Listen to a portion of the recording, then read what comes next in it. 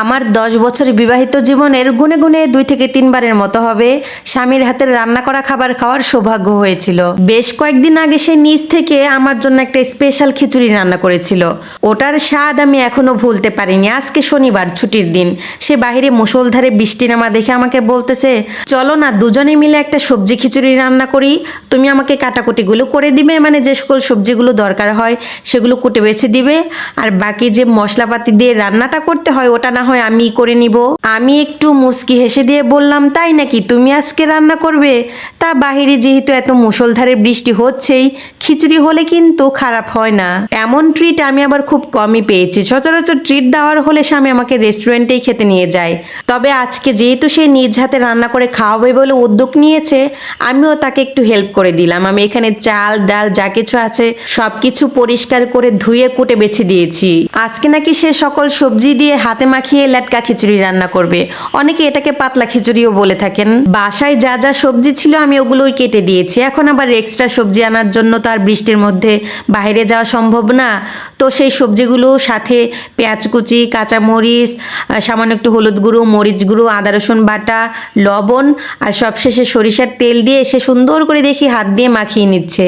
এখন পর্যন্ত কিন্তু আমি তাকে এক্সপার্ট রাঁধুনির উপাধি দেইনি। কেন দেইনি? কারণ এক্সপার্ট রাঁধুনিরা কিন্তু ঘন ঘন বাসায় রান্না করে।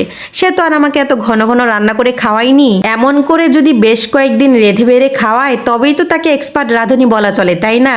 যাই হোক, একটু মজা করলাম আর কি। সবকিছু মাখানো শেষ হয়ে গেলে এখানে পরিমাণ মতো নাকি পানি দিতে হবে। তো আমি তাকে জিজ্ঞেস করলাম, কি পরিমাণ পানি দিতে হবে আমাকে বলো তো। সে বলল, তুমি শুধু দাঁড়িয়ে দাঁড়িয়ে দেখো যে আমি কি পরিমাণ পানি দেই। রান্নাঘরে এসে সে এমন একটা ভাব নিবে যে শুধু একাই সে রান্না করতে জানে, আর কেউ রান্না করতে জানে না। মানে এ যাবৎ কাল পর্যন্ত সে নিজে রান্না করে এসেছে, আমি শুধু বসে বসে খেয়েছি।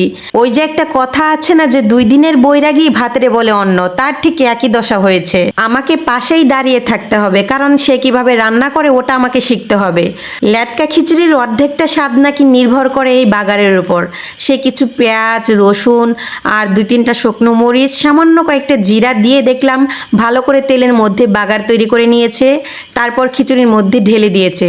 আমিও বললাম, তাই এটা কি আমার কাছে নতুন নাকি? আমি কি জীবনেও খিচুড়ি রান্না করিনি? আমিও তো লেটকা খিচুড়ি রান্না করলে এভাবে বাগার দেই। প্রতি উত্তরে সে আমাকে বলল, তোমার রান্না করা খিচুড়ি আর আমার রান্না করা খিচুড়ির মাঝে আকাশ আর পাতাল তফাৎ রয়েছে। তফাৎটা খোঁজার জন্য আমি খিচুড়ি খেতে বসে পড়েছি। নিজের খাওয়া তো আর দেখাতে পারলাম না। মাশাল্লাহ, আমি 1 প্লেট খিচুড়ি খেয়ে নিয়েছি। পরিমাণে অনেকটা নিয়েছিলাম প্লেটের মধ্যে। এবার স্বামীর খাওয়াটা দেখুন। সেও দেখি নিজের হাতে রান্না করা খিচুড়ি খুব আয়েশ করে খাচ্ছে। এত কম মশলায় সবজি দিয়ে এরকম একটা মজাদার লেটকা খিচুড়ি রান্না করে স্বামী আমাকে পুরোই ইমপ্রেস করে ফেলেছে।